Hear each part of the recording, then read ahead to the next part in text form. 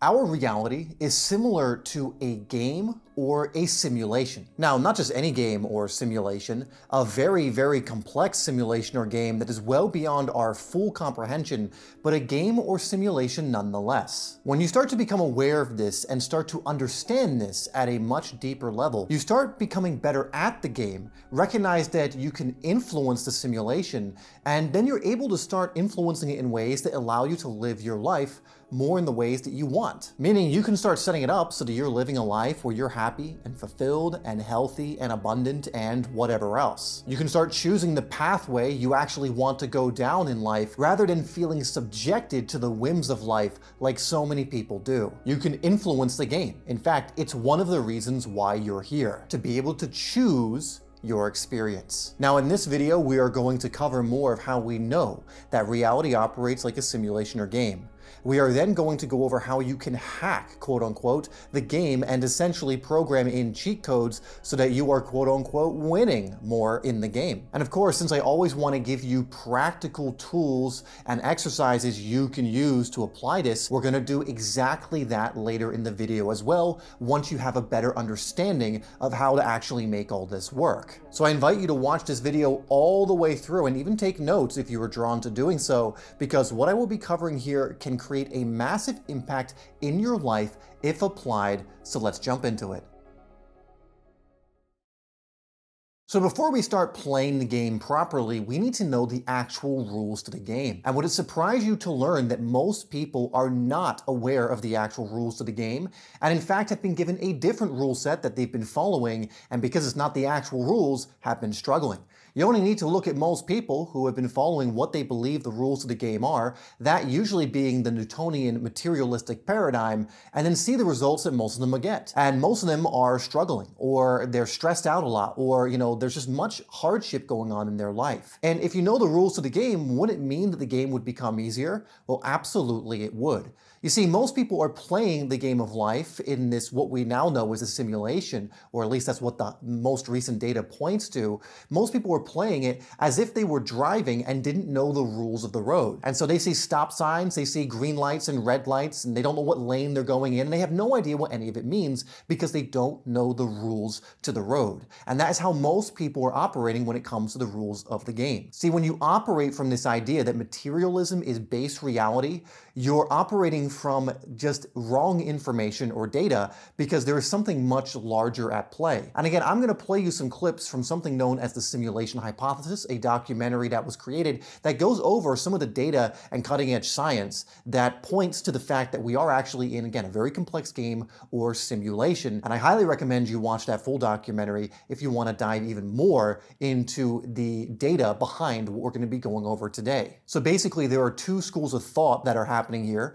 One being the Newtonian paradigm, the one you probably grew up believing because why? You were taught it by your parents who were also taught it by theirs and by their teachers and everyone else. It was reinforced through society because most people believe it, and also in our institutions it is taught. And then there is what's known as the simulation hypothesis, and this is where we're getting into what we're going to be talking about today. Now, the Big Bang is what pretty much all scientists and researchers agree happened in our distant past and is what gave birth to the material world and essentially us, millions or billions of years down the line. I'm not exactly sure of the official numbers. But basically everyone agrees, for the most part, that there was some kind of genesis or primordial energy that came through this Big Bang, and then essentially everything came out from that place. However, from a Newtonian paradigm or materialistic viewpoint, it's really hard to describe something coming from nothing.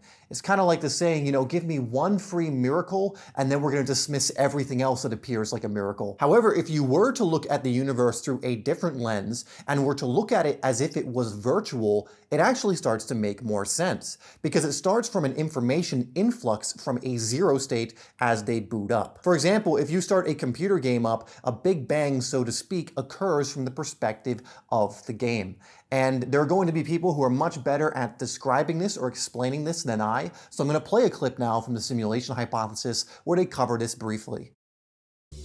From the materialist view that our universe is all there is, as an objective, independent reality, the fact that the Big Bang came from nothing is very hard to explain. How could everything come from nothing? But if you look at the universe as a virtual construct, the Big Bang model works perfectly. Virtual worlds always begin with an information influx from a zero state, since they need to initially boot up. Every time a computer game starts up, a Big Bang occurs from the perspective of the game. From inside the virtual world itself, the creation always comes from nothing, because before it boots up, there is no space or time as defined by the rules of that virtual world. We can actually take it one step further because physicist James Gates, when doing his research, found that within our reality, if you go deep enough, you can actually find computer code that is kind of deeply layered into our reality. And again, he's going to be much better explaining it. So here's a clip from the simulation hypothesis of him going over this discovery. So you're saying as you dig deeper, you find computer code writ in the fabric of the cosmos. Into the equations that we want to use to describe the cosmos, yes. Computer code. Computer code, strings of bits of ones and zeros.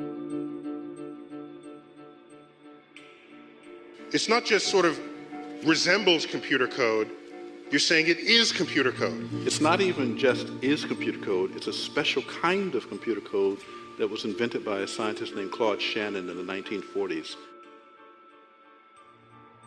So are you saying we're all just, there's some entity that programmed the universe and we're just expressions of their code?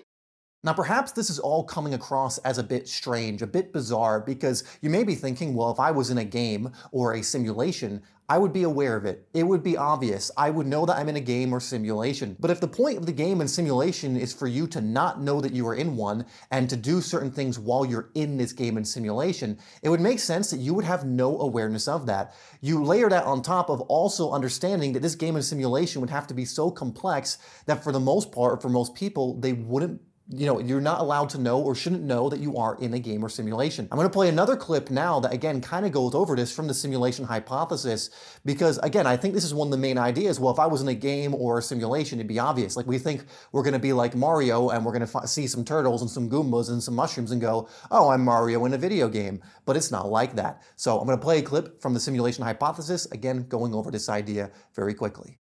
If I were a character in a computer game that was so advanced that I were actually conscious and I started exploring my video game world, it would actually feel to me like it was made of real solid objects, made of physical stuff. Yet if I started studying, as the curious physicist that I am, the properties of this stuff, the equations by which things move and the equations that give the stuff its properties, I would discover eventually that all these properties were mathematical. The mathematical properties that the programmer had actually put into the software that describes everything. The server that's creating you is not in your reality frame. It's outside. If you're Sims, that computer is non-physical to you. What's physical to you is your Sims world. Now, I'm going to give you an analogy that I think explains this very well, and it uses this idea that reality, as we know it, our physical reality is like a computer game or a simulation, and it is of a similar nature. And you can think of it this way, when you have a computer game and you boot up that game, what you really have is something that's allowing that game to function, meaning the game is born out of something much larger, which in this case is the computer. Without the computer, the game doesn't exist, and it is born out of the computer program so the computer can run it, right? And so if you look at our reality, it's as if our physical reality is like the game, but the larger reality is like the computer. And you can consider the game what we could call the subset and the computer the superset. So matter is actually a subset of something even bigger. A superset, if you will, which we will actually call consciousness because consciousness is primary. You can think of the subset as the physical matter reality also, and the superset as non-physical reality. So physical reality is the game, but the person holding the joystick is consciousness, meaning the player who is playing the game, not the character on screen, but the actual player who is choosing what the character is going to do in the game. So we're going to show it on screen here. And again, you have the subset or physical matter reality, which exists within the superset, which is the non-physical, right? And the superset is much larger than is being depicted in scale to the subset here, right? It's actually much larger. It's basically beyond what we could even comprehend. But without the superset, the subset cannot exist. It is born out of the superset in the same way that a game needs a computer in order to function. Without it, it cannot exist. But the one behind the joystick, controlling the game, controlling the character on screen, is consciousness. And we're going to be going deeper into how this works and how you can start moving more into the person behind the screen rather than getting tied up by the character on screen, and how you can actually use consciousness and your consciousness to start molding the game in the ways that you like. But just recognize that the subset is the game, the simulation, this reality, physical matter reality, and the superset is non-physical reality. This is beyond the physical. Now, another great example of this, and this comes from Tom Campbell, if you have, say, World of Warcraft, and you have the World of Warcraft game, and let's say you have an elf character on screen. Well, the elf is so immersed by the physical matter reality world that the elf believes, I am just this physical being, I am interacting in the game, I'm interacting with other players, I'm doing tasks in the game, I'm building up myself in the game, but ultimately there is a player behind the elf character that's really controlling the elf, right? And when you get caught up in this idea that you're the elf on screen and not the player behind the screen, that's when we get trapped into this Newtonian paradigm, and that's when life starts to not work. But if you recognize that you're not in fact the character, you're simply consciousness playing a character, well then you can start tuning into the person behind the joystick. You can start tuning into the self that is consciousness rather than, again, the avatar or character that you are seeing on screen. When you access the player and the consciousness more, you can then start programming what we could consider cheat codes or different things into the game for your elf to discover or explore or whatever. But the elf now being aware that I am not this avatar, I am not this character. This is just what I'm using to explore this space. So one of our goals is to start taking our attention off the character or believing that we are the character and start putting it more on the player. And again, we're going to go over examples and ways in which you can do this. This is not just going to be theory. This is not just going to be ideas. I'm going to just present you what the idea is, again, with the simulation hypothesis and how our data really shows that this is how reality operates. And then we're going to go over how you can start accessing, again, the player behind the screen, the consciousness that influences the character. Again, the thing that is connected more to the superset that the subset is born out from. Okay, so now you know more of the rules of the game or simulation. So now let's go over how to actually play the game. So now we have the rules. We know we're on the road and we know what a red light does, a green light does. We know what side we need to be on. We know what stop signs are, yield signs, all that kind of stuff. Now let's really get into it so that we can level up in the game and play it very effectively. So this is where things get interesting because there are physical rules to the simulation. However, many of them can be worked around if we stop giving so much attention to the elf on screen like mentioned. Again, keep in mind that the true you is the player, not the character. When you remove the VR helmet, so the virtual reality helmet, so to speak, and tune out of the physical, you tap back into the player. And we'll go over more of this later and how to do that. Remember, the non-physical represented by the computer is what is allowing the physical, the game, to exist in the first place. Meaning if we tap more into the superset, we can influence the game and create cheat codes. So keep in mind that we actually live in a very non-linear reality. Again, in the physical and in the Newtonian paradigm, it appears very linear. But the Newtonian paradigm, or where things in that case are operating, it's a subset, a very small fraction of what reality is actually made up of. And reality beyond the subset, and even what it brings into the subset, is non-linear, not linear. So you can choose to play only by the limited rules of the simulation itself or the game, or you can learn the rules to the non-physical and play by that too, which allows for you to do so much more. This is when we begin again to start leveling up in the game, choosing our own adventure, choosing our path, and having way more of what we want show up in the game itself. So a very powerful analogy that's going to give you an idea of how this works is what we call the Lego factory analogy. You see, most people who are only operating from the physical rule set, Newtonian paradigm, and are only being the elf on screen or or just the character, you can think of it like everything in their life is a Lego brick. So everything physical in your life, so I got this and this and this thing here, the lights, the camera, it's all a Lego brick. So just in this analogy. And these Lego bricks come from the Lego brick factory. Now you can think of the Lego brick factory as a non-physical reality, or what's providing the bricks, the physical stuff. So it's coming from that place. But the way most people operate is they get so immersed and so tuned into the elf or character on screen that when they have all these bricks in their life and they want to change, they try and start manipulating the bricks. So they take the bricks, they take this and try and mold it into something different. They're kind of banging up against the bricks and resisting what's already here. So you have a certain financial situation, that's a brick. You have relationships that are bricks and everything else. And instead of doing what we're going to go over in a second, most people will look at that and they'll start complaining about it. Most people will look at that and try and mold those bricks into something different. They'll try and force them into something new. But these bricks are already in your existence. You can't return them to the factory. You can't be like, this brick is defective, I want to return it to the factory. No, these bricks are already here. Later, we're going to go over how these bricks are actually what's called an energetic history. But when you actually play this game at a higher level and you know the rules to the game, instead of trying to bend the bricks that are already here, and again, everything in your physical life is a brick, we instead learn how to go into the factory through like the back door, go up to the workers and request new bricks. We start to request new molds to be created to show up in the world. We start to request new things rather than resisting what's already coming through. And we're going to go over how you can actually do this, how you can start requesting new bricks in your life. And that will mean new relationships. That will mean, location freedom, time freedom, financial freedom. Again, whatever it is you're looking to do, they can make any kind of mold. This is the infinite Lego brick factory coming from the superset. There is nothing off limit to them. Do you think it's any harder for the simulation to pop one thing in the simulation, for the superset to pop one thing in the simulation or something completely different?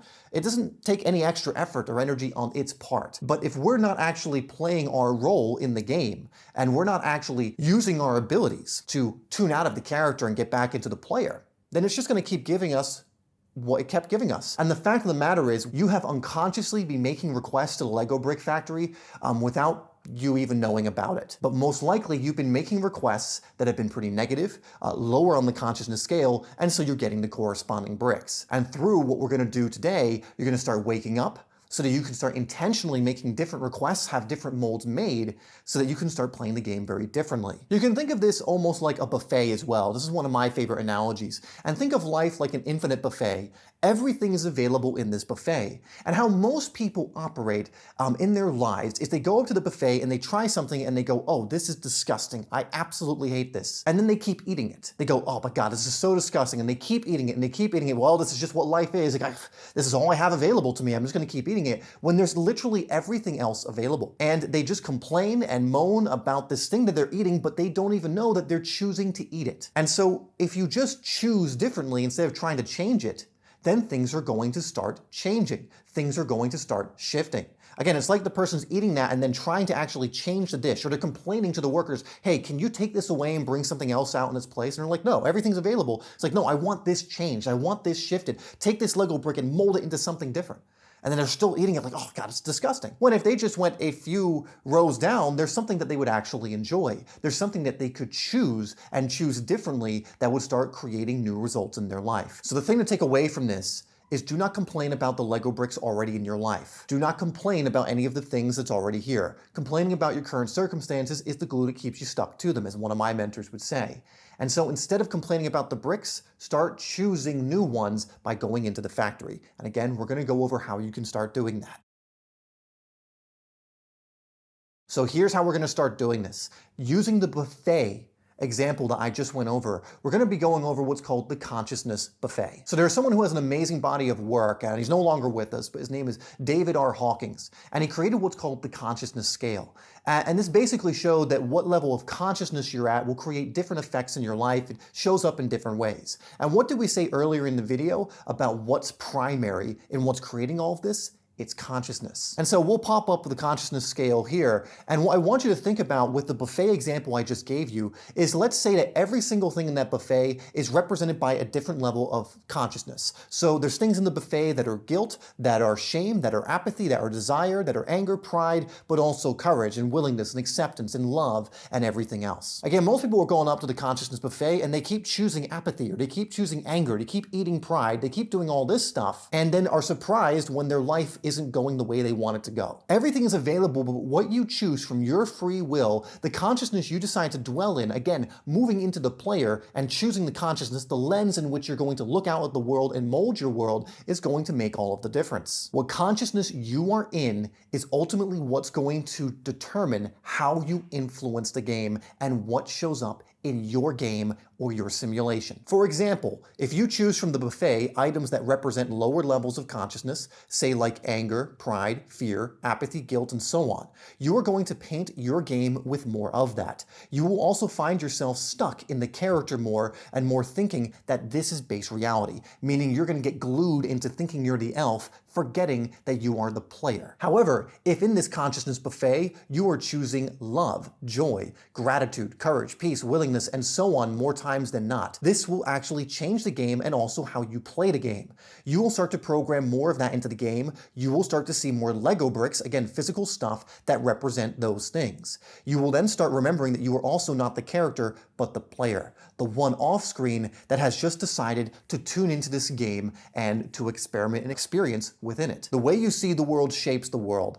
Why? Because you are influencing your game as you go. You are molding the simulation, the game, each moment with the level of consciousness you're in. One last example I want to give you that ties well into the Lego brick analogy is the idea that your physical reality is what's called an energetic history, or you could say a consciousness history. You see, everything in your physical reality didn't just pop into existence like that. It is an accumulation of what you've attracted or created based on the energy you have entertained more often than not in the past. Meaning, these are the Lego bricks that have shown up based on what you've been requesting, either intentionally, unintentionally, consciously, or unconsciously, to the Lego factory. It has then given you these bricks, which has taken some time to build the molds for and then come out of the factory, but you have created them nonetheless. It is simply an energetic history. Again, if you have been eating from the buffet, fear-based things and apathy and whatever else for a certain amount of time, then these Lego bricks that have shown up, or the energetic history, is going to reflect that. But it works the other way around too. If you've been choosing love and joy and excitement and everything else, that's what's going to start showing up. And that will become your energetic history. And so one of your missions, so to speak, if you want to take upon the invitation, is to create a new energetic history through operating from a completely different level of consciousness. So if you change now and start diligently and from commitment, start using what you've learned in this video and the exercises we're about to go over, and you do that from love and joy and gratitude and willingness and courage as much as you can from that consciousness as the player, and then bring that into the character, you're going to start seeing completely different things happen in your life. I've seen it happen for too many people for this not to be the case. It works every single time for every single person. So let's go over how you can start doing this more, tuning into the player more than the character, choosing better things from the buffet more often, and the tools that are going to help you essentially influence the simulation and game so that you are seeing new results show up. Okay, so as you could probably tell by this point, we have a very vested interest if we want to start playing in a better simulation or game or have more of what we want in this game if we spend more time as the player or remembering we're the player than the character. Again, what happens when we are only the character, never being the player, is we get lost in the physical, forget our influence, and end up creating more of what we don't want. We get hooked into the physical world and again think that's all there is. However, there are practices like visualization and meditation that are going to help you to tune out of the character and tune more into the player, the consciousness that you are, that is primary and is shaping your life. Now, as you do this, you're going to start finding that things start changing for your character, meaning new opportunities, events, and so on will start coming into your life on screen in the game. So have more faith in the vision than the current physical circumstances. The circumstances are going to try and hook you. Have faith. Remember, what's currently here is just an energetic history. But if you have more faith in the vision of what you've created from the player, if you stick your energy there and keep yourself at that side of the buffet, things will start to shift. So here are some things that are going to help you do this. Now, the first thing I am going to give you is one of my favorite meditation or visualization techniques that works so incredibly well. This is something we give our clients and help them do at a very deep level, which you can learn more about in the first link in my description. But ultimately, this is called a passive active meditation. And the idea behind this is you are going to first do a passive meditation, which is ultimately going to help you tune out of the character or the elf on screen. You see, a lot of times we get hooked into this because we're going a million miles per hour, never taking a breath. We're so stressed. We're so in the, energies of stress or the lower levels of consciousness that we think we're just the character. But when you take a step back, you do some, just calm breathing, you count your breaths, you repeat a mantra, and you get into the moment, you start to take off the VR headset. Getting into the moment is a beautiful way of starting to separate yourself from the character, recognizing that you are so much more. And so we start with this kind of meditation, and we do it for just about 10 minutes typically. And we do this so that we can prepare ourselves to visualize from the player rather than visualize as the character. Because if you visualize while you're still the character, you're still going to be in stress. You're still going to be eating fear and apathy and anger and pride from the buffet. And so your visualizations are most likely going to be negative, which means you're then going to the Lego brick factory and giving instructions to bring more of the negative into your life. And they're like, okay, we'll bring some more of those Lego bricks. I see we're just doing as we've been doing in your life up until this point. And so what we want to do first is separate ourselves from that, passively get into the moment through passive meditation, and then we do what's called active meditation. In fact, because of the potency and just how important this exercise can be, I'm going to link you at the end of this video to a full video I've done on the active or passive active meditation or visualization technique. You will learn everything you need to know to get started with that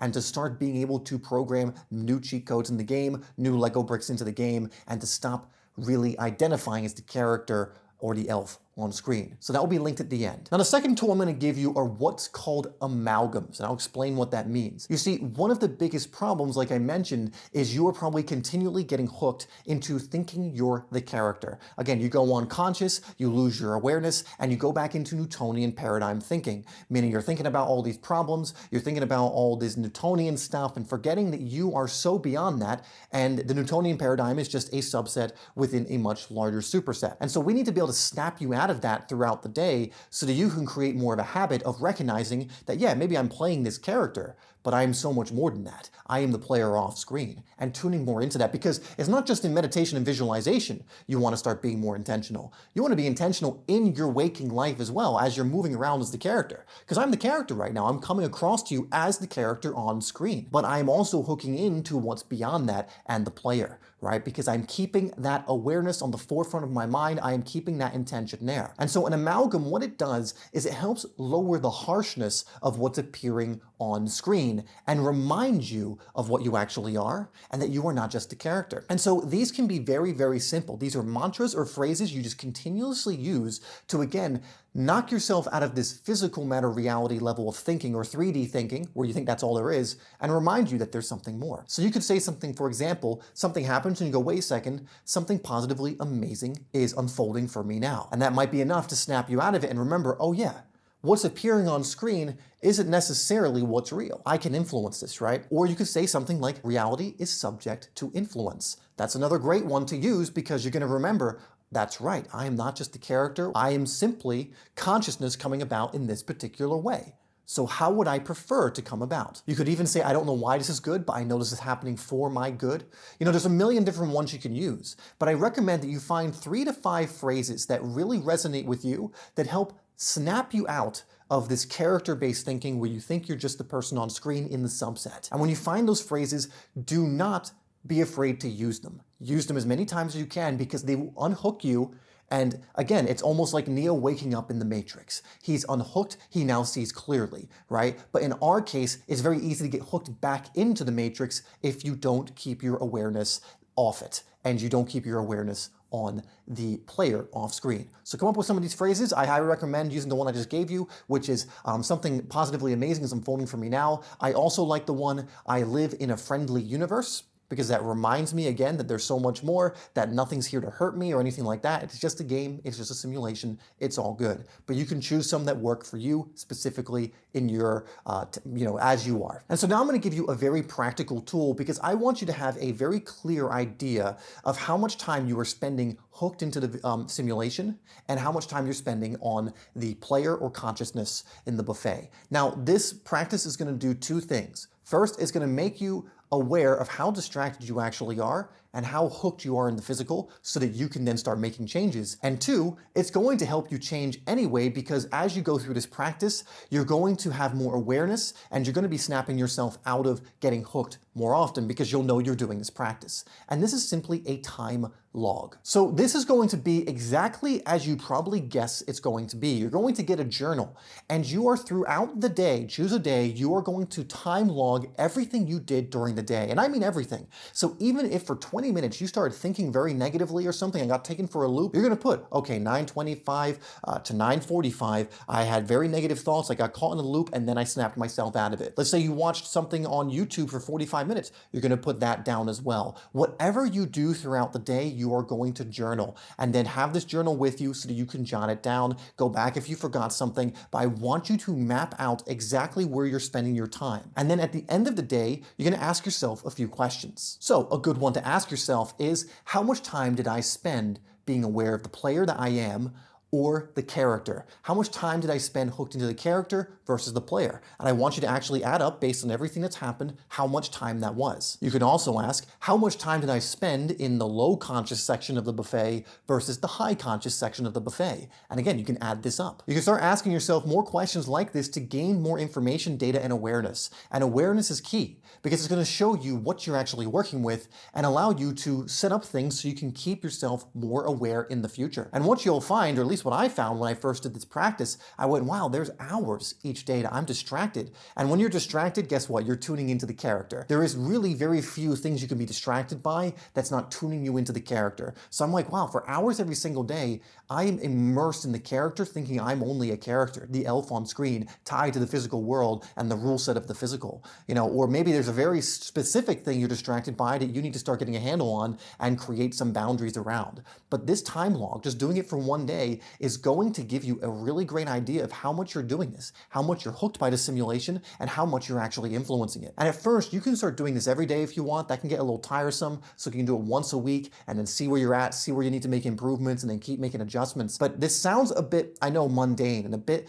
kind of like, I gotta pay attention to this all the time. But remember, your attention is so much of the game. Your choice is what you're doing moment to moment. And so it is a very valuable tool, and it's gonna give you so much more awareness than you think you're gonna get. Trust me, when I first did this, I'm like, oh, I'm probably not that bad. And then when I'm looking at it at the end of the day, I'm like, even though I knew I was doing this practice, I still spent so much time locked into the character and being distracted and everything else. Now, if you want to see the quickest results possible, you can also check out our reality creation coaching program, where we have helped thousands shift their simulation to one that is fulfilling for them. You can learn more through the first link in the description, my description below this. And again, this is where you're going to get the best tools, coaching, accountability, so that you put more attention all the time on the player and create habits and identities around that so it becomes automatic. Now, I also promised you a video that went over the visualization, or the passive active visualization that we go over in that program actually, so you can go check that out here next. This is going to be huge. Again, this is one of the ways in which you encourage new Lego bricks coming out of the Lego factory. Again, that means new physical stuff and new opportunities coming in your life. It is a master skill to learn, so I recommend going to that next.